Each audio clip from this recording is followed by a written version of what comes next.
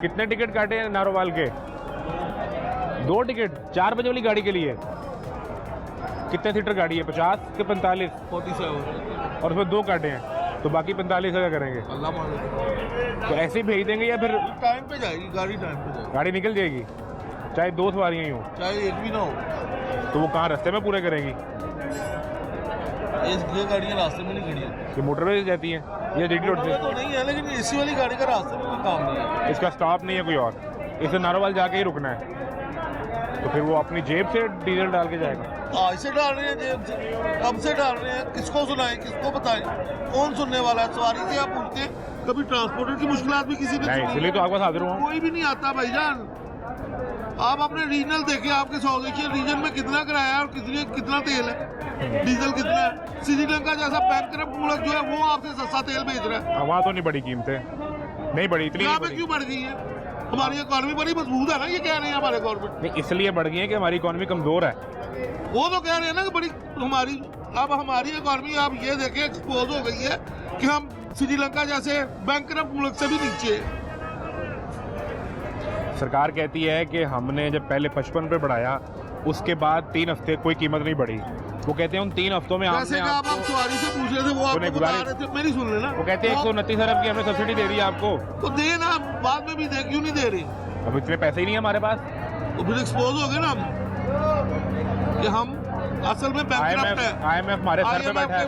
IMF के बम्बुओं के नीचे, बम्बू के नीचे हमारा तंबू खड़ा है बस। वो बम्बू निकला नहीं और हम गए नहीं। है तो ऐसे ही है, तो झटकी मिसाल, लेकिन है जी। उसका बम्बू है, वो बम्बू निकलेगा, तंबू गया, कहाँ पे जाए? अभी आप जो कह रहे थे सवारी से मैंने जो कीमत पूछी है, मैं आपको बता रहा हूँ, वो जब 55 रुपये नहीं ना बढ़ा था तब 650 का, 55 रुपये बढ़ा, 820 हुआ, हम 800 ले रहे थे। अब 1050 है, 50 कम ले रहे हैं। क्या करें, कहाँ से ले लोगों का? हमें भी नजर आ रहा है कि लोगों के पास जो उनकी परचेजिंग पावर है वो खत्म हो गई है। अपने जैसे ही है ना लोग, हम भी वहाँ हम जैसे ही हैं जो सफर कर रहे हैं। ट्रांसपोर्टर को एक दरिंदा बना के जो है ना ड्रा किया जाता है कि ट्रांसपोर्टर शायद कोई दरिंदा है, लेकिन मेरी जान इस वक्त जितनी मार ट्रांसपोर्टर खा रहा है ना, डायरेक्ट इनडायरेक्ट टैक्सेस वो जितने वो दे रहा है, कोई भी जो आपकी जो है ना इंडस्ट्री नहीं दे रही। नहीं, डीजल पे टैक्स देगा, टोल टैक्स देगा। एक सवारी है जो सिर्फ एक सवारी है जो इसको इनलेट करती है, और देखिए कितने लोग इसके साथ जुड़े हुए हैं, कितने चूल्हे इस घर इसके साथ चलते हैं। कोई शक नहीं, ये सारे बुझ जाएंगे मेरी जान, 15 दिन की बात है। अगर और महंगा हो गया तो ना भी महंगा हुआ तो 2 सवारियां देकर कौन रोज अपनी जेब से चलाएगा? मुझे ये बताइए। ये खड़ी होंगी, गाड़ी बंद हो जाएगी। बिल्कुल खड़ी होगी यार। कौन? मेरी बात सुने, 1 दिन 2 दिन 4 दिन 10 दिन, आप कहाँ से 50-50 हजार रुपया खुद अपनी जेब से डाल के कारोबार को चला सकता है कोई? वो तो फिर चलेगा नहीं ना। ये सिर्फ फिर गाड़ी खड़ी नहीं होगी ना, सारे चूल्हे बंद हो जाएंगे। मैं तो कह रहा हूँ कि एक रुक जाएगी, हर चीज रुकेगी। गवर्नमेंट को चाहिए कि कुछ खुदारा इनको डायरेक्ट इंसेंटिव दे। जी वो दे रहे हैं जी 100 रुपया पेट्रोल पे मोटरसाइकिल वाले को, कब मिलेगा, कैसे मिलेगा? कोई क्राइटेरिया है इसके पास, गवर्नमेंट के पास? वो जो आपने अप्लाई किया है वो दिखाएं। सब झूठ है, सब फ्रॉड होगा ये। मरियम को बताएं ऐप पे अप्लाई करना है, डायरेक्ट सब्सिडी मिलेगी आपको। अच्छा, वो जो मुझे ये बताएं, जो डीजल गाड़ियों को 50, 60, 70 हजार रुपए मिलना है, वो माल बरदार गाड़ी को मिलना है या इस गाड़ी को भी? पब्लिक ट्रांसपोर्ट को 1 लाख रुपया गाड़ी का है, इसे मिलना है। कब?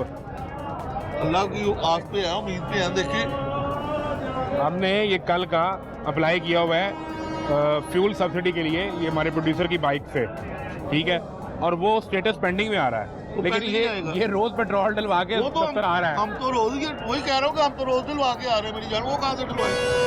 वो सब्सिडी क्यों देगा? पब्लिक ट्रांसपोर्ट गाड़ी को 1 लाख रुपया हर महीने करके जाने, यकीन करके जाने। मैं इंसान हूँ, आदमी हूँ, रो नहीं सकता इस वक्त। जो घरों के हालात जा रहे हैं ना, यकीन करके जाने के हम खुदकुशियों पे मजबूर हैं। आप देखेंगे कि ये खुदकुशियाँ होगी, क़यामत खुद बताएगी कि क़यामत क्यों जरूरी थी। घर पे जाते हैं ना, बच्चों को पता है कि बाप काम पे गया है, और जब बाप के जेब में पैसे नहीं हो, जाके बच्चों को क्या मुंह दिखाए? कहाँ से जरूरतें पूरी करें उनकी? कहाँ से फीसें दे उनकी? कौन सा पढ़ा लिखा पंजाब? कौन सी रोटी कपड़ा मकान? कहाँ पे बेसिक नीड्स ऑफ लाइफ ही नहीं पूरी है आपकी? सफर तो एक बाद के जुमरे में आता है ना कि सफर बाद में करना है हमने। रोटी पूरी होगी तो सफर करेंगे ना। रोटी कपड़ा मकान ही नहीं बंदों का पूरा। ये देखें यहाँ पे आप निकाले, मैं बंदा बुलाता हूँ, यकीन करके जाने 3 दिन से उसके घर में चूल्हा नहीं जला, वो रो रहा था अभी आके। क्या करे उसका? 3 दिन से रोटी नहीं पकी। नहीं पकी, यकीन करे वो दाता साहब से लेके आया। कहाँ जाए? वो कहते हैं किसको सुनाएं? मरियम को बताएं। बस बताएं ना, जवाब तो कोई नहीं ना, आपके सामने ही है। कोई है रिप्लाई उसका? कोई है रिप्लाई? मैंने कहा ये लोग खुदकुशियां करेंगे, ना करेंगे तो फिर देख लेना। सरकार कहती सिर्फ मैं कह रहा हूँ कि आंसू नहीं आ रहे, दिल रो रहा है, फट रहा है। समझ रहा हूँ आपकी बात। सरकार कहती है कि हमारे पास पैसे नहीं है, हम सब्सिडी कितनी दें। और मेरी जान फिर बताए ना कि हम बैक कर अपने, पता चल जाए लोगों कहते को। हैं कि हमने अपनी आधी गाड़ियां बंद कर दी, प्रोटोकॉल आधे कर दिए, सरकारी पेट्रोल आधा कर आपका दिया। मीडिया दिखा रहा है कि प्रोटोकॉल उसी तरह चल रहे हैं। चल तो रहे। सर वो बीज आ गए थे, वो 218 मैशर होगा, इनके गिरेबान होंगे, हमारे हाथ होंगे इंशाल्लाह।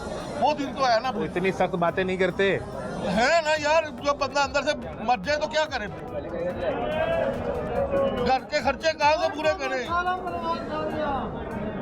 बच्चों को कहाँ से खिलाएं, कहाँ से पढ़ाएं, कहाँ से पहनाएं? कल जो पेट्रोलियम के वजीर हैं, उन्हें कल ही सुन रहा था, अली परवेज मलिक अली साहब। परवेज मलिक, वो कहते हैं कि हमने जितना कम मुमकिन था उतना बोझ अवाम पर डाला है। मेरी जानिए वहाँ पर दाज नहीं कर सक रही ना, देख लें आपके सामने ही है। आपके सामने 2 सवारियाँ बिठा के बैठा हूँ, ये 2000 रुपया मेरे हाथ में। 4 बजे मेरी ये गाड़ी जानी है। मालिक क्या बचाएगा, क्या कमाएगा, क्या लोगों को देगा? मैं गंजी नहाएगी क्या, निचोड़ेगी क्या? आखिर ये बंद होगी, खड़ी होगी, लोग खुदकुशियों पे मजबूर होंगे। इस एक गाड़ी से कितने चूल्हे जुड़े हैं?